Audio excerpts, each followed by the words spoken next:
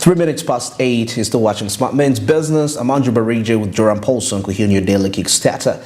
That is Smart Men's Business, where we deliver to you the right business information. But of course, before we get into any deeper here, don't forget to kickstart still this hour with Zabu, a platform which is established by Altex, which enables you to trade government bonds and securities for as little as 15,000 Ugandan shillings. Now, the market's always open at 8:15 a.m., running all the way to 3:15 p.m. East African time, effective Monday up to Friday, apart from the weekends and the public holidays where you can't access the markets. Now, like tomorrow is Eid, the markets won't be accessible. Well, 15,000 Ugandan shillings, as little as that, and you'll be able to trade regardless of which phone you're holding, whether it's a button phone, whether it's a smartphone. *292# is simply the code. And at any part of the country you're located, you'll be able to transact government bonds and securities. Zabo made this a reality for you regardless, which says my money, my future. And Altex East Africa says do something new for yourself come the year 2023. Well, now let's cross over into our business tips and quotes.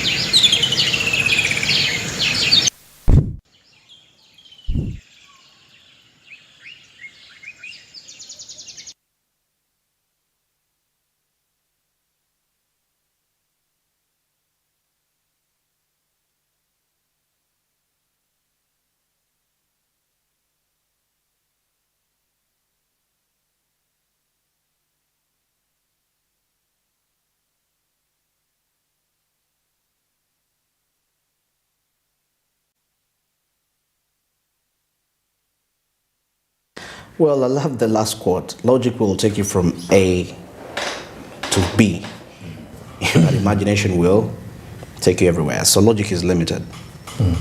You know, logic A to B, I mean here to here, limited.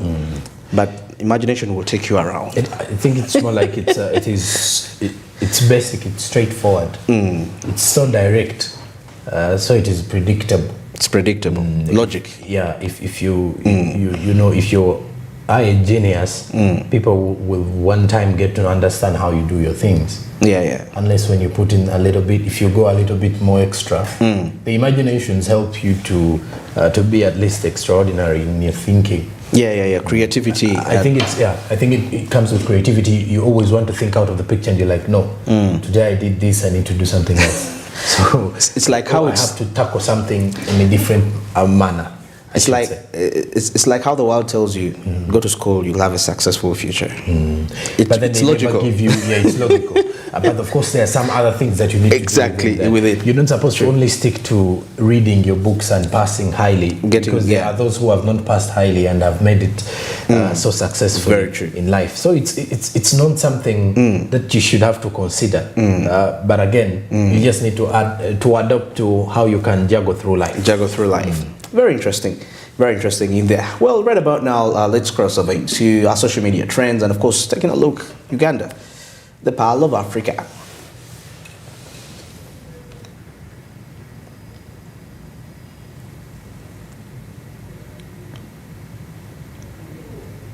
Keith, there toward the social media trends, but no. Okay, just a little slight there. But we shall be, of course, having them probably on some other time in relation to that. Well, as we head into some other discussions in here, remember it's the budget month. We are concluding, actually. We're left with just, I think, 3 days. Friday will be 30th. This month has 30 days. And July, we shall be beginning the new financial year.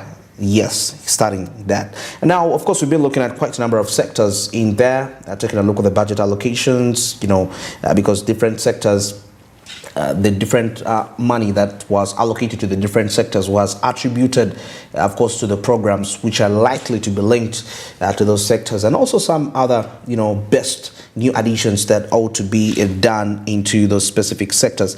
Now, this time around, if we are to take a look at maybe at the judiciary, the budget allocation for the judiciary is what we shall be taking a look at today. Of course, we see that the budget for the financial year 2023-2024, that is for judiciary, was to include the cost of armoring 5 vehicles. And of course, the judiciary was considering the procurement of about 65 vehicles for its officers for this financial year. But the Judiciary Permanent Secretary, that's Pius P. Jeremiah, said they'll start with armoring at least 5 vehicles. 65, but of course they'll start with 5 vehicles to armor them, although they did not specify which judicial features will be considered first when it comes to giving out these vehicles. Now, the funds to procure these vehicles part of the larger budget of about 392 billion shillings that the judiciary had submitted. That is for the financial year 2023-2024. Now, we see that the budget was increased by about 10 billion from that of the current financial year, and will also cater for the retirement benefits. Now, of course, what you are looking at your screen there is the breakdown of the budget, how they're going to be really put into that for the judiciary. And I think you can see payment of wages 108 billion. This when you look at this kind of situation, 381 billion. Yes. In there moving to, when you look at the breakdown of the judiciary in the next financial year, 381 billion. And then when you look at payment of wages, I think it's taking... They will also include pensions. Pensions, I think the non-wages and the non-wage items are the ones taking the lion's share of this budget. The non-wage, yes. Then followed by payment of wages, and then development taking 63 billion. But when you also come to look of it here, there is something here highlighted that in regards to technology, in regards to ICT interventions being implemented in courts.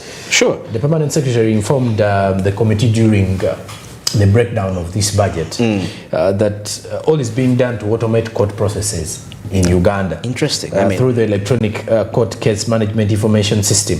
Okay. Because they want to enhance video conferencing. I think we saw a lot of video conferencing during COVID. Yes, because of the physical, because COVID had eliminated physical interactions and physical meetups. Sure. So at the end of the day, you look at video conferencing. It's something that they want to focus more on.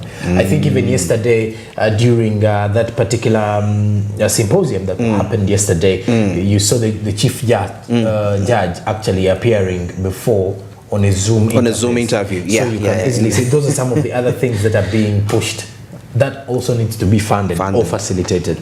And when you look at it also, this particular system is now operational in 7 courts around Kampala. The conferencing. The video, it is called the Electronic Court Case Management Information System. Okay. That is how for them they've termed it. Okay. So it's operational in 7 courts around Kampala.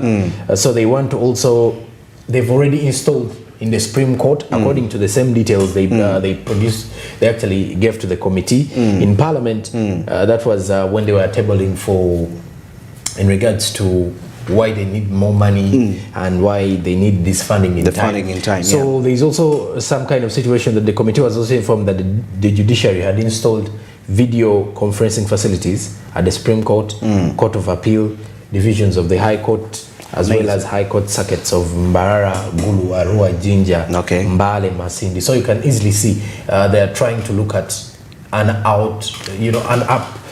all country. So whereby the country, a court case can be witnessed by more people. Yes, in terms of this video, whereby the video, if for example someone fails to appear before court and is in prison or is in hospital, they will still be available. If that okay. raises. I think we saw lots of that. COVID at least changed a lot of how we do things. How we do things. So it is surely ideally something we should as well know that cases will not have to be over pushed to the extreme. I'm not using that as a word being used in law. It's because it has actually kept my mind the rightful word to use to say that it's actually being pushed. Yes. But normally, you hear cases being over delayed due to quite a number of circumstances, or the judges are still yes, true. But of course, with this kind of enhancing in technology and pushing towards technology, you get to realize that at least these particular courts or our judiciary are going to focusing be, on it's going to be much more flexible. Yeah, more flexible, and ensuring that at least if it is technology, they also take charge of this technological world that is ever evolving and changing, as you can easily see. Interesting. You know, somebody told me you always make sure you don't get into crime towards the December season, Christmas, because once you get a case, because you're definitely going to be out. I think that is automatic because most of them are out on leave. Everyone is in family. It's only the few officers who work during that time. During the extensives and everything. But you realize also during the time, most of the officers are either in places of festivities. Exactly. The concentration is put there. Yeah, it's put there. You know, on Christmas, it's actually also very rare to find traffic officers on the road. Very true. So everyone, have to. You know, Ugandans are so good when it comes to celebrating these festivities, so it's really rare. But I hope with that technology, with that enhancement, at least a judge would find some time home to attend to somebody, because this is you're in your sitting room, you can attend to 1 hour, 15 minutes, you tend to that. I know. Because I know what makes people feel like, how can I can't drive to the court and all that. But also there was something about armoring vehicles here, which I found so interesting. Bulletproof vehicles. But the funny thing is, I think this is going to the high to the High Court, to the High Court, maybe. Yeah, when you look at the Chief Justice, exactly. It's. I think it is going to the top people in the hierarchy because at times, if you're to look at a case in point, when you remember the late John Kagezi, who had a very serious case to handle, losing her life, and some of me at my age during that time, my question was, I thought these guys have bulletproof vehicles. And of course, you get to realize that most of the assassinations of high-ranking officials in this country, especially those who have been driving or who have either an escort or anything, you ask yourself, why don't they have bulletproof vehicles? Because at least at times you realize that the kind of officers they have, for example, if you're a high court judge, there are some cases you're going to have and they're really controversial. Absolutely. And we've seen all this not only in Uganda but elsewhere, world over, whereby there are some controversial cases in that the suspects in there are either having cartels, they are mafias. They are mafias, or for lack of a better word, but because they don't want to, face the charges, they either put an end to the judge, or to a lawyer or anyone, in order to ensure that at least they don't face the remaining days of their hustling life in prison. Interesting. But you see, just to give the viewers a brief on, when we met Judge Kanyehamba, the retired Supreme Court judge, according to him, he thinks this is, he actually said it's disgusting. Okay. Giving his example that he has never been under threat. Which judge has ever been under threat to be shot? It's very, people have issues. There are lots of issues that we can pay attention to, but giving judges armored vehicles, to him he thinks it's something which doesn't count. It's costly. In relation it's too costly. It's too costly to that. And but I think we all have different experiences. Of course, known against what he thinks, maybe he's right in some way. But of course, he's looking at maybe his side. Anyway, let's get into this discussion with George Kanyehamba, the retired Supreme Court judge, as gives us insight in relation to what does he think about the budget allocation for the judiciary in the financial year 2023, 2024, and of course, when we return, we shall be wrapping this up. Those two don't even need armed vehicles. So it is disgusting. It is against the interests of Uganda.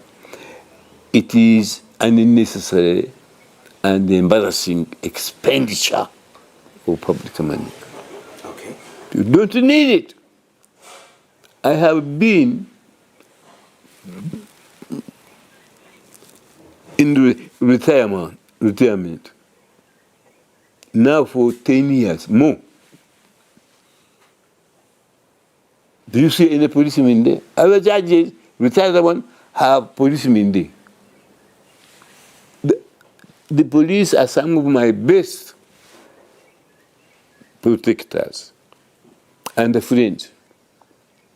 I got a letter from old security, the head of the old security said, Professor, you are our grandfather.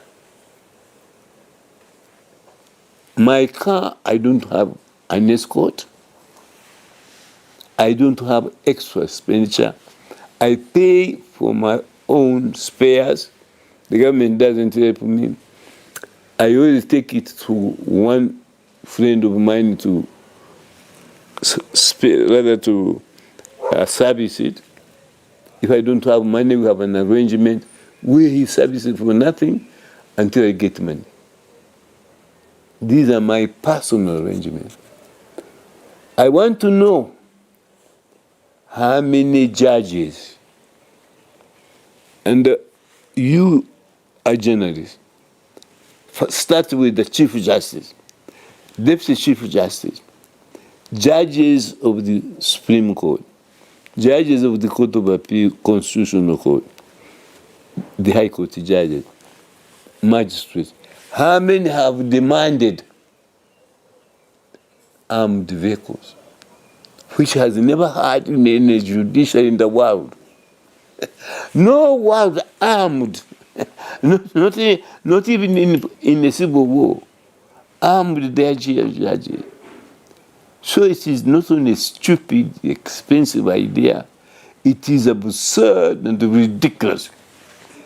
I told the listeners, or rather those who are watching me, that the judges of all the people in Uganda are the least unlikely to be assassinated in office. It is now 10 years since I retired from the judiciary. I have made very controversial statements. When somebody doesn't say anything which is controversial, they are saying nothing useful. So anybody worth their salt will always likely differ, particularly with the government, when he thinks the government is wrong. I've been that person. You can say I don't have policemen here.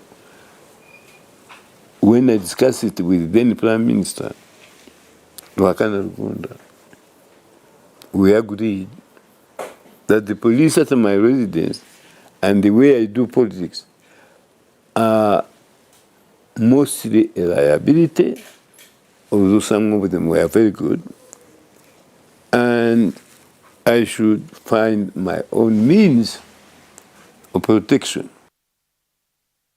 That is a retired Supreme Court Judge, George Kanyehamba, on his view in regards to having judges with armored vehicles. He says judges are the least people that are likely to be assassinated. But I think we've had otherwise cases in our country, Uganda. We've seen actually ones, who have been really killed. The case you were pointing out there, John Kakez. But of course, there are not too many, though. Of course, yeah. Because we are as well looking for the judges that have been killed or threatened, and we have no names. And also, when it comes to law, by the way, we've not heard of many cases from the Law Society. Cases from that someone has been killed or a lawyer. It's only a few cases that you hear. We hear, by the way, rare. Has been gunned down or anything, because in the when you look at lawyers, for example, let's say judges, is right when he says these are people who are supposed to be neutral. Neutral, yeah. They decide accordingly. Unless otherwise, unless when it's a personal kind of fight, that is where you get to realize that at least one is actually, eliminated from the but besides that, I think it's right when he says that this is more like the judge is asking for more extra, allocations, yeah, just for things that we can live without. All right. Interesting in there. It's 24 minutes past 8, and of course that was in regards to our business update, of course with the judiciary budget allocation in there. But of course, before we get into the break, don't forget to kickstart your day with Zabu, a platform from Maltex which has made your trading experience much more friendly and easy. And now as I speak right now, the market's opened just about 9 minutes back. Now the market's open at exactly 8:15 a.m. Every Monday up to Friday, and the 8:15 running all the way to 3:15 Monday to Friday, except on the weekends and the public holidays when these markets can't be accessed. But well, despite the fact you have the other days to capitalize, make yourself busy and make some good money for yourself. Now this is done regardless of your location. You only need to dial *292#. And also regardless of whether you have a smartphone or a button phone, this is possible with Zabu for you to trade government bonds and securities. Now Zabu simply says my money, my future, and Maltex East Africa says do something new for yourself come the year 2023. Well, now let's get into a break, and of course coming up we shall be taking a look at what's trending into the world of entertainment and sports business.